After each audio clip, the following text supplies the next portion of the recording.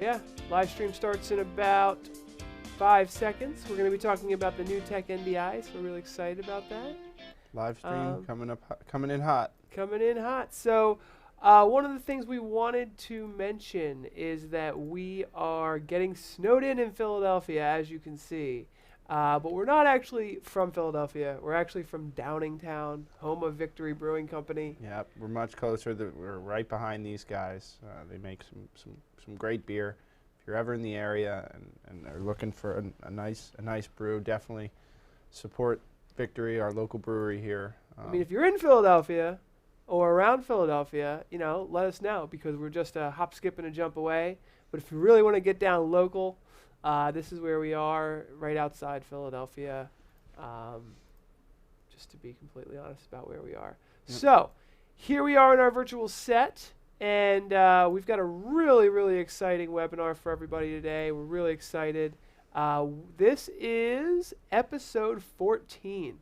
So we've done 14 episodes, and we've come so far in our quality. From video, from effects, from using live streaming, from audio. Yeah. We've done so much with audio. Little progress each week, kind of baby steps with some of this stuff. And with so much new stuff coming out all the time too, it's hard to. It is. I mean, we could have done a lot better if we would have in the very beginning. If you look at some of our live streams, it's like ouch. Especially the audio quality. We're making the audio quality so much better, and that's the first thing I wanted to mention. Besides the fact that these are quick 20-minute webinars, is we've done an audio upgrade. So Pat is using a Shure lapel mic. Yep, just a simple Shure lapel mic, fits right here on my shirt. And I am using a DPA headset microphone. And that is literally the most high-quality microphone that you can buy. It's what they use in television. It's what they use in movies. It's what they use on Broadway. On The Hobbit, on Broadway. So the audio quality should be second to none. Is that okay to say? I mean, it really should be great. The only thing we could do better is we could technically hardwire it. There could be some minimal loss, audio quality loss when we go from wireless to wired. And then there's possibly the fact that we're live streaming it to YouTube. The audio quality that we are sending is 128 kbs. So, we could probably do a little bit of work there too. But we're trying our best. I think the audio sounds really great. We've done some testing. I think it sounds really good. Yep. So we've got some really interesting stuff for you guys today. I'm really excited. And the very first thing I want to do before we jump into the NewTek NDI is talk about the man who has pioneered it from day one. And that's Dr. Andrew Cross from NewTek. He's the NewTek CTO and CEO. So before we even talk about the NewTek NDI, we have to mention the fact that it's been Dr. Andrew Cross. I've been on the phone with him. He's implementing this. He's working day and night to get all the different implementations done before NAB. And, it's his work that we're all piggybacking on. So what is the NewTek NDI? Well, I've got a little picture here that I wanted to show. And what this is basically, it's the ability to share video and audio sources over a local area network so that here you're showing two different broadcast systems on the same network, being able to share video and audio with almost an unlimited amount of other resources. Yeah. This is pretty exciting stuff, in all honesty. It's allowing people to network, and then you just are able to drag in all that content. It really is kind of an amazing. And here we are, a PTZ camera manufacturer, kind of stuck in the middle of this technology because we're starting to think about IP workflow. We have H.264 and we're implementing H.265 IP streaming. Yep. We're also working on implementing the NDI directly into our cameras. But we also have HDSDI, and the HDSDI cameras are actually our most popular cameras. Now, the interesting thing is we've got all of our cameras have IP streaming. So it's nice that we're kind of in both worlds. We've got 1 foot in the analog HDSDI world, the serial digital interface, and then we've got 1 foot in the IP protocol interface. Yeah. So we're in both spaces, and Exactly. you know, it's really great place to be. Honestly, we're really excited about NAB. Pat has behind us our beta market predictions, which is really what we're talking about in this live stream. Not just NewTek, but also vMix, how they can work together, how every market is going to change with this technology. We're really excited about it. Got one more little video I wanted to show. And this just shows how the increasing flexibility of being able to connect your normally satellite system to the cloud, and now, you know, the possibilities are basically endless. You know, imagine a show like a talk show being able to pull in a video feed from across the world. Yeah. There's just so many different applications. We're going to dig into what we've learned and how we think this is going to change the industry. So we're really excited about it. And I guess we should just jump right into the playbook that you have, Pat. So the playbook behind us that Pat's going to show off is basically something that you can download for free. We've created it because we wanted the ability to have you know, something to show our partners, show our customers of what we think this technology can do. So Pat, go ahead and let's go to the first or maybe second page here and take a look. The first one is just the introduction of table content. So we'll give the introduction, see how it fits in different marketplaces. You know, from professional broadcast, house of worship, sales and marketing. You know, with YouTube, like we do every Friday. This is tons of stuff. Education. And then we'll go over PTZOptics. You know, our camera line, how we fit in the marketplace. You know, with that SDI option, leveraging, you know, some of your older it's not even older, it's just, you know, things are changing. Oh yeah, you know, no, all of the NewTek TriCasters support HDMI and HDSDI. There's nothing has changed there. Yep. But we're going to show how now we can share resources over the network and how it's really going to change the whole game. Yeah, the network, you know, which is, we're also IP capable with our camera line, which is a very interesting and fun aspect of what we do. Okay, right? So we talked about who NewTek is, and we talked about Andrew Cross being the pioneer. We talked about who we are, a camera manufacturer. We're all three of these and then we also are going to talk about vMix. Now, vMix is a lesser-known live streaming broadcast software that also has hardware similar to the NewTek TriCasters, and they're also going to be at NAB. And we're going to show off how all three of these companies now are going to be working together in different ways. Yeah, and how you can leverage, you know, each solution for different purposes. So here is a professional broadcast. I'm going to have to remove our clock here so we can see this in full. So we're going to look at each industry, and now we're starting with the professional broadcast NDI. So here's a situation where you've got your TriCaster, and you know, your professional broadcast studio. Maybe you've got two HDSDI cameras. We're just showing our PTZOptics cameras there. And it's connected to the network. And that's a local area network. This is not public internet space. This is a local area network where we're suggesting you really have to have a gigabit switch. It's not going to work on a 10-100 network. So you've got a gigabit switch, meaning you've got 1,000 megabits per second that you can push over that switch.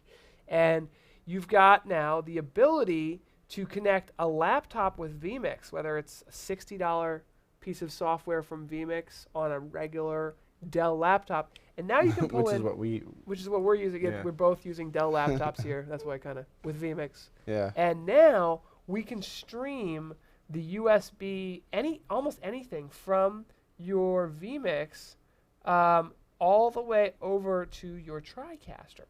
So now you've got the ability to very easily add USB inputs, which most TriCasters do not have USB video inputs. You've got the ability to add a second, video source that can do anything. So you got a second operator. Yep.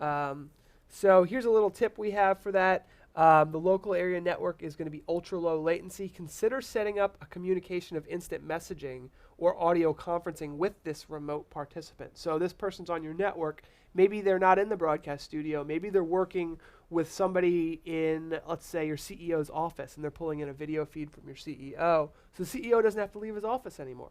He doesn't have to go to the broadcast studio. He just sits in his office. Your tech sits there with the laptop, streams directly back to your studio. Yep. And it's just how a remote participant becomes a source in your new NewTek diagram NDI. here. Yeah. All right, so let's go to the next one here. We're just going to blow through these because we're already 10 minutes into this webinar. It's only a 20-minute webinar. Here's an educational case study. This is one of my favorites. So many universities have invested in a TriCaster at their broadcast studio. So they've got their TriCaster. They've got the HDSDI inputs from their cameras. And now maybe classroom A, B, and C can now afford to have live streaming capabilities and send their video and audio to the broadcast studio. So one of the use cases for this is a lot of schools are doing student announcements in the morning, and they're doing it with a broadcast studio. Well, with this, now you've got an affordable way to extend the capabilities to every single classroom. So now classroom A, B, and C can independently, anytime they want, let's say it's a Monday or a Tuesday, they want to do a little live streaming themselves, or a little local recording of their classrooms for distance learning to Kaltura or Moodle or any of the on-demand learning resources. So they can do that independently. And then when they want to be part of that huge studio broadcast where they're doing the student announcements, no problem. Now again, it's going to take about 100 megabits per second to send a full 1080p video stream over your local area network. So let's not be crazy here and think that every network can support that. You might need to build a separate network just to support this stuff, but it is possible, and that's what we're trying to show. Yeah, and moving forward as streaming technologies get better, algorithms get better, you won't have to take up so much of that bandwidth, right? So once our H.265 comes out, hopefully that's will help address some of the bandwidth issues, which is always an issue no matter what you're doing. Someone's asking you what your favorite color PTZOptics camera is. Oh. I'll let you answer that while we... Yeah. Pat, I need you to go back to our... Oh, yeah. Stream here. Okay, so House of Worship. So House of Worship allows you to have either multiple operators or, again, it's a similar situation here.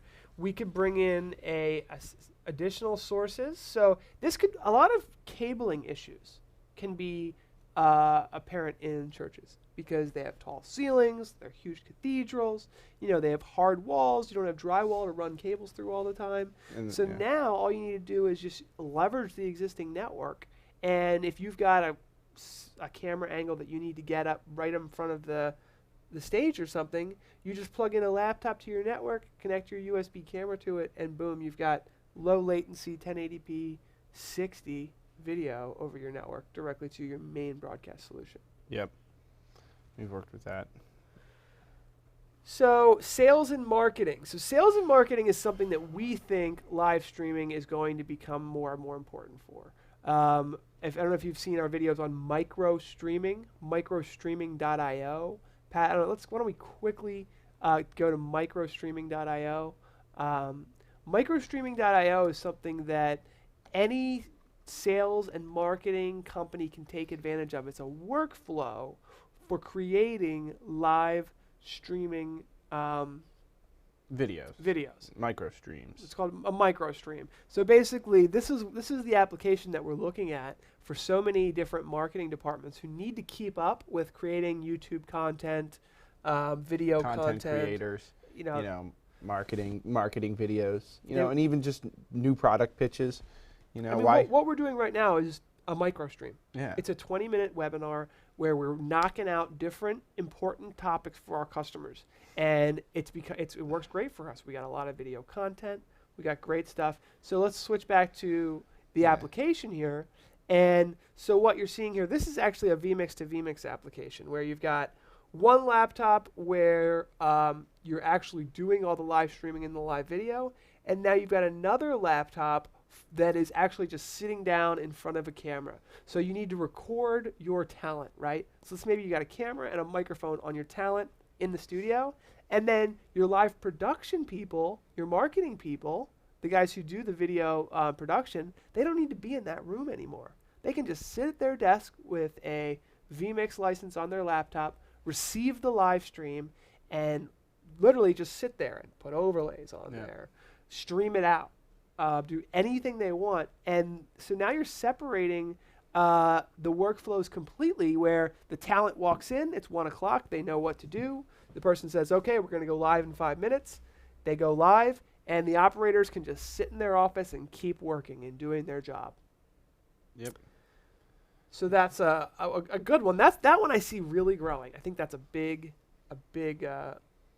you know, and it is big, especially with YouTube.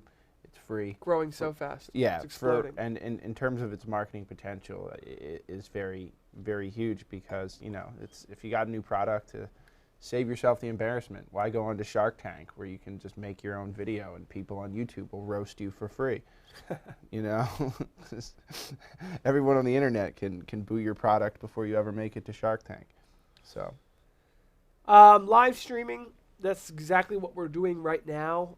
So here's a perfect example of live streaming. And what I'm going to do is I'm going to go back to our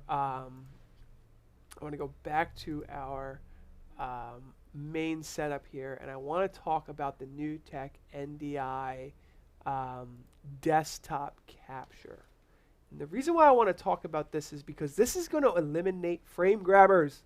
Who likes paying $300, $400 for a frame grabber? And taking up a USB space on your computer. You know, I'm using one right now. Here is a frame grabber. This frame grabber is taking the HDMI video from Pat's laptop and bringing it into my computer so I can display his laptop behind me right here on this thing, this virtual television.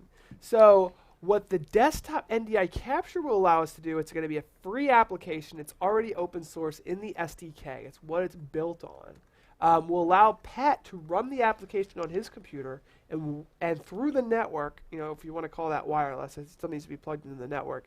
But, well, you could do it wirelessly, actually. yeah, but you're going to run into Probably wouldn't want to, at least at this point, until gigabit wireless is available. Because most wireless right now is still 10/100, and you would be maxing out that wireless pretty quick. So you would want to hardwire it. But Pat would no longer need to have this frame grabber in between. It would all go over the network, and I would be able to literally in vMix or in the TriCaster search for NDI available sources on my network. Pat's computer would show up, and I would just choose it as an input. And that would be great for my existing workflow because, you know, this frame grabber is taking up space. It's expensive.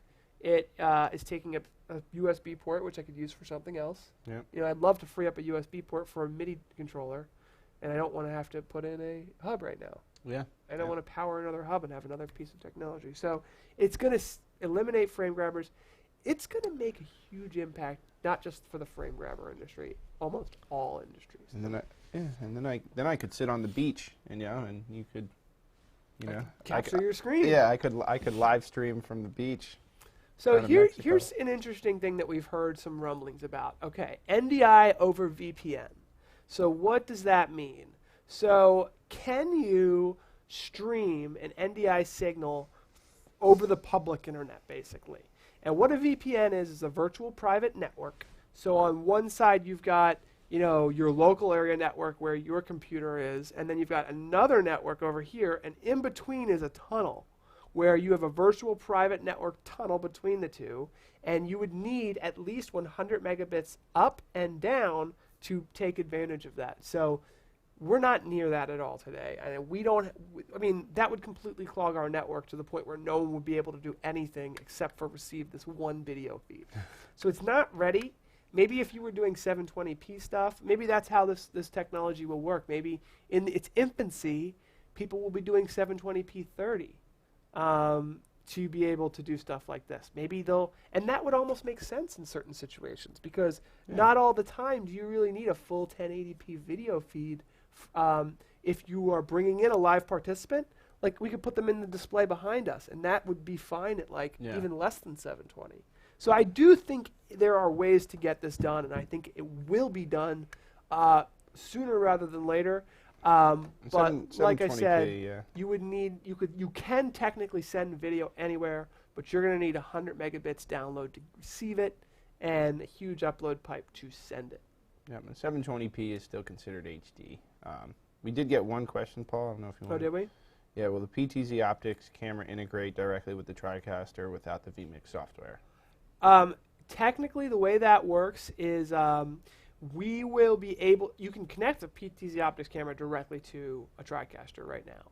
You can control a PTZOptics camera directly through a TriCaster using RS-232 to USB adapter. So that way we actually can use those USB ports on the TriCaster. We do not support NDI directly on our cameras today. We're working on it. We do not have any planned release date for it. It's not going to be ready by NAB. If we pull a rabbit out of our hat, we'll have a prototype by NAB. Yeah. Maybe I shouldn't even say that. Yeah. Because it's probably unlikely. Let's not make promises on live streams. No promises here. But no, you cannot just plug in a PTZOptics camera to your network and receive it via the TriCaster. Via the TriCaster. That's what we're working on. That is the holy grail of what we're trying to get done. That's what keeps us busy over here. Now, since you mentioned vMix, here's what IP camera control looks like in vMix. So I'm going to make this a little bigger here so that we can show what this looks like, because they've already done a live stream reviewing exactly what all of this is going to look like. Excuse me. And let's take this full screen here. So as you can see, they've built in like a pan, tilt, and zoom control. And then they've also built in the ability to have inputs. And each little square there is an input. And each input can have its own camera position preset designated to it. So when you click a new input, it'll show on the preview monitor. And the preview monitor will, when it goes into the preview monitor, it will call the preset for the camera. So hopefully that makes sense. So that's how the IP camera control works. And then here's what the NDI looks like on vMix. Now, sorry guys, I have not seen the NDI on a TriCaster yet. If I did, I would definitely have had a picture of it to show you guys. Yeah, you'd be the first to know. But here's what it looks like. I'll take that full screen again. This is the NDI. So basically, it's a tab within vMix, and when you go into that tab, it will reveal all NDI available sources on your local area network. All right. So hopefully that makes sense. That's pretty self-explanatory. And then once there's discoverable, once it comes out, once people start exploring this, there will be a lot more information on it. Yeah. And then we just kind of wanted to end with, we're getting at the end here. Anyone has any questions, feel free to ask before we rock and roll. Looks like we've got 10 people watching right now, so if anyone's got any last questions, go ahead and jump in. And we will kind of wait a little bit because I know YouTube Live has a little bit of latency. But here's NAB here. This is where, again, I'll make this a little larger. This is where our booth's going to be in relation to NewTek. And in relation to vMix, the two kind of companies we've been talking about here, there's the NewTek booth, and then here's the vMix booth. We're all the way on the other side. Pat, can you show the that slide? Which one? So let's go here. That's not the right slide. The one for the it's probably the next slide. Oh.